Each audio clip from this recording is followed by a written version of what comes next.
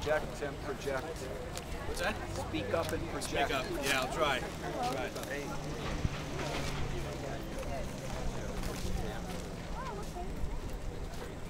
If we don't start soon, we're going to decompose. Yeah. Okay, everyone. I want to welcome everyone to the Ulster County Resource Recovery Agency. My name is Tim Rose. I'm the Executive Director. I think what you're going to see here is an initiative that is good for everyone. And what I mean by that is it's good for the agency. This is a real potential for us to generate some more revenue.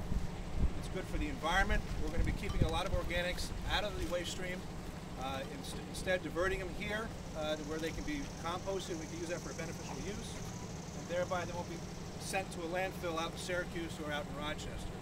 So I think we've got some really good things going on here. I know we have a lot of support from the community, from everyone from the environmental committee or environmental community to the political will is there.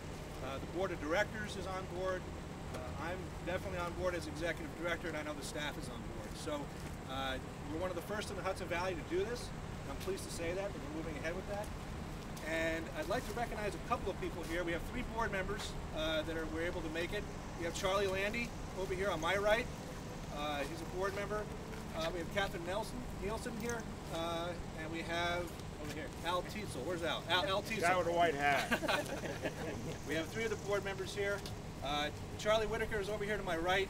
He's our operations manager. He's making sure that everything in here is moving and being done. With that, we're also going to have Michelle Bergkamp, our recycling coordinator, say a few words. I do want to recognize we also have a legislator here. Ken Wishnick is here. And Peter Moon is going to say a couple of words. He's our engineer. And with that, I'd like to introduce Terry Bernardo, the chairman of the legislature. Terry said she'd like to just say a few brief words. Thank you, Terry. I just wanted to come out and show support for the RRA.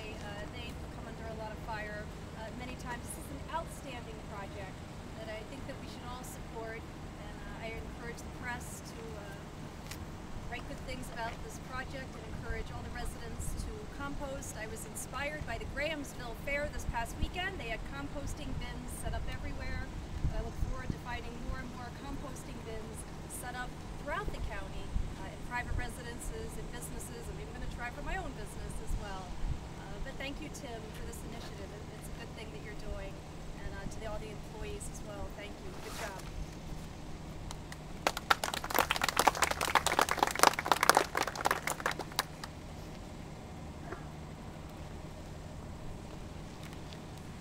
Good afternoon, everyone. Thank you so much for coming. Again, as Tim introduced myself, I'm Michelle Bergkamp, the recycling coordinator here at the Ulster County Resource Recovery. And we, of course, are very proud of this project. We are very happy to have such great participation from our local business community. We have some of the members of the business community here as well. Hannaford is actually looking to divert their organic material. We have I'll give a plug to SUNY New Paltz is currently diverting their organics. Farm to Table is also diverting organics. Vassar College, and I think recently through Royal Karting is Stop and Shop. I also would like to thank, of course, all of the support that we've had from the local community. We are, again, composting to divert this organic material from going to the landfill, adding to the greenhouse gas emissions. And are very excited to create a great quality product that we're going to make available to the local community, and that being compost. So I would also like to invite someone else to say a few words, and that would be Terry Lieback from the New York State DEC Region 3, who has also been an instrumental part in creating this great system and this great program. So with that introduction, I'd like to welcome Terry.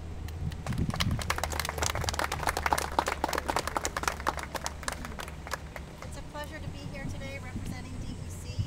About 2 years ago we came out with a new materials management plan called Beyond Waste, and I know a lot of people here are very familiar with that. And what that plan seeks to do is reduce the amount of waste that New York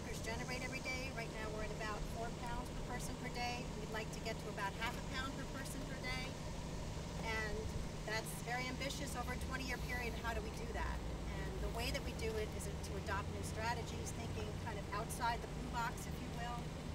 Product stewardship being one of them, and organics diversion being the other. So, as Tim stated, you know, organics can be managed, they're produced locally, they can be managed locally in a system like this, in a compost system, and distributed locally for beneficial use. So it's all good, it's all very sustainable. So I just want to say it's been a pleasure working with Tim's staff, particularly Michelle, who has had so much energy and vision for this project and moving this initiative forward. We really are to be congratulated. And as Tim said, it will be a model for other counties in the Hudson Valley region, so we're excited about that. So on behalf of Commissioner Martens and Regional Director Janeway, who we're sorry you could not be here today, we want to congratulate you on this very terrific environmental initiative and thank you for partnering to advance the principles of Beyond Waste.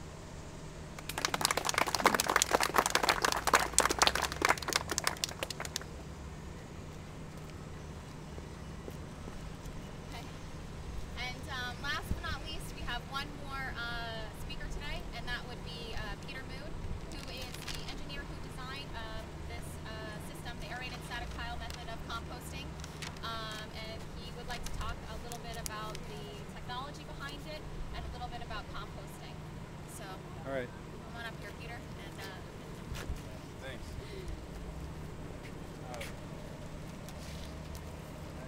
It's been a lot of fun working with Ulster County. My name is Peter Moon, licensed civil engineer in Washington State.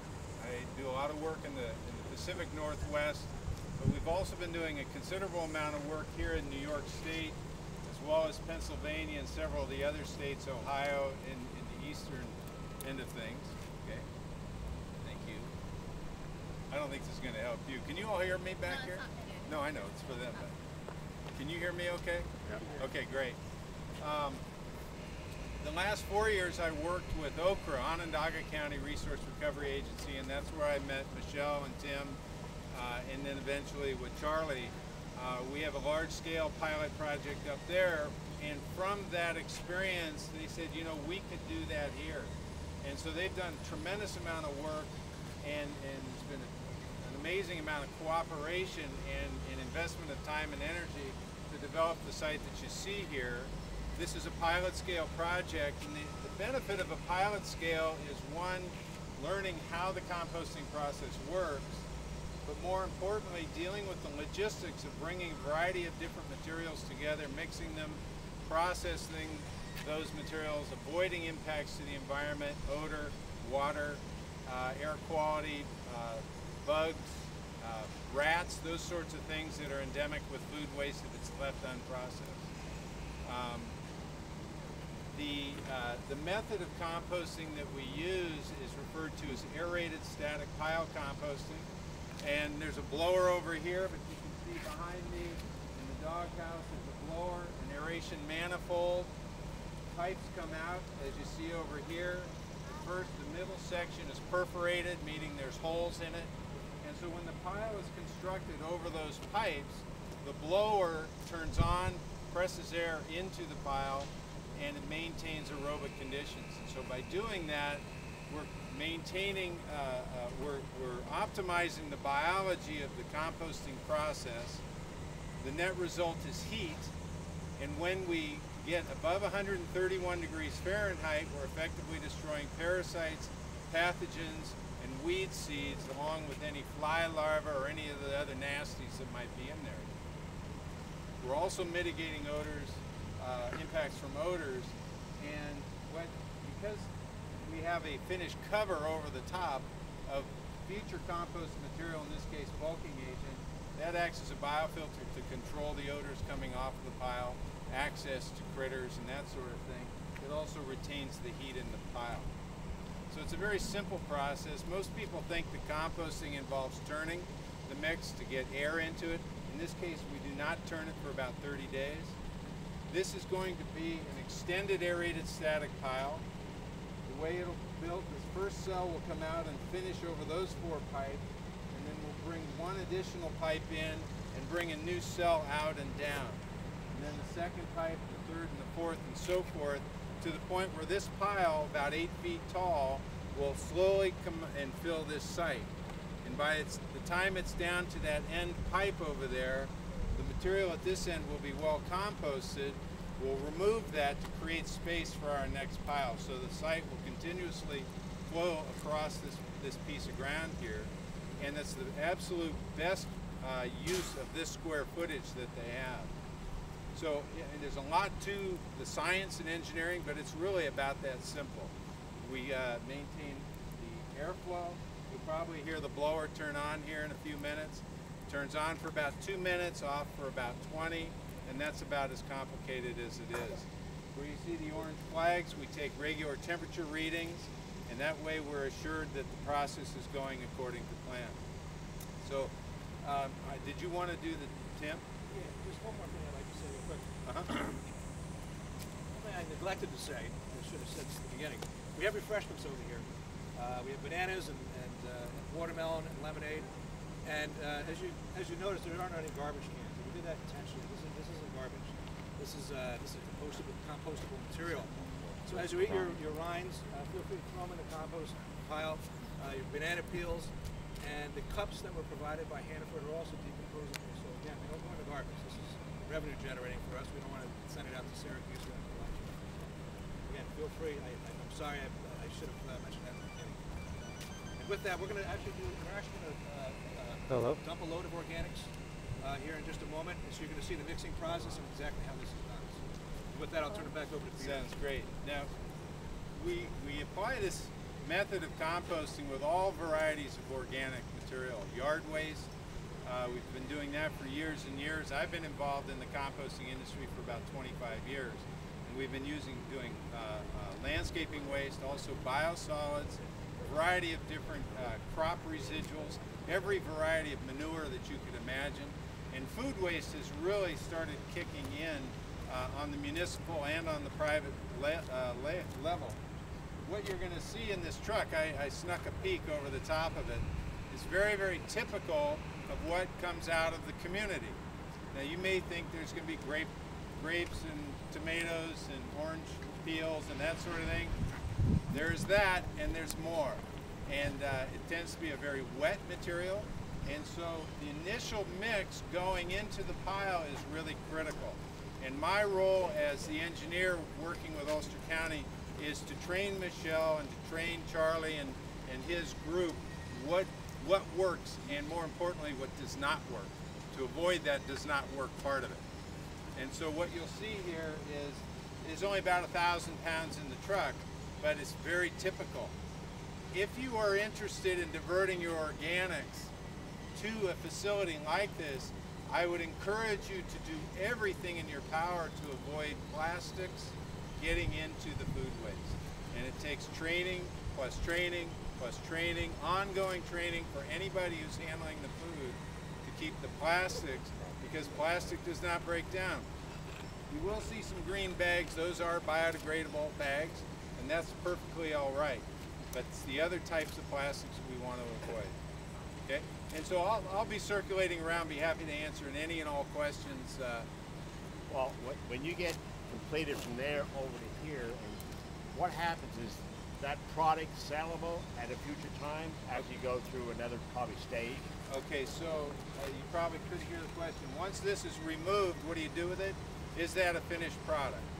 Typically, if we are really optimizing this piece of ground right here, we would cycle from there to there in about 30 days. And I don't know how many tons that is, but that would be a lot of food waste coming in. After 30 days, we have finished what's referred to as the active phase of composting. That's a biologically mediated process, bacterial driven, and it will then transition into more of a fungal driven process, which is cooler, it's slower, it's a stage referred to as curing.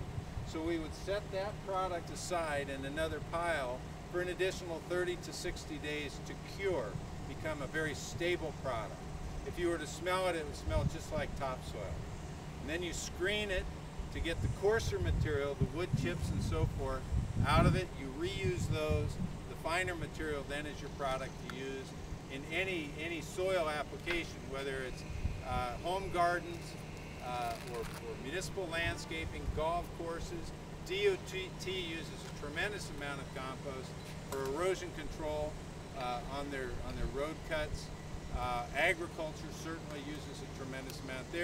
There's an overwhelming need to reintroduce organics back into the environment. And I won't bore you with the 20 reasons that's important, but there's no limit to the end markets for that product.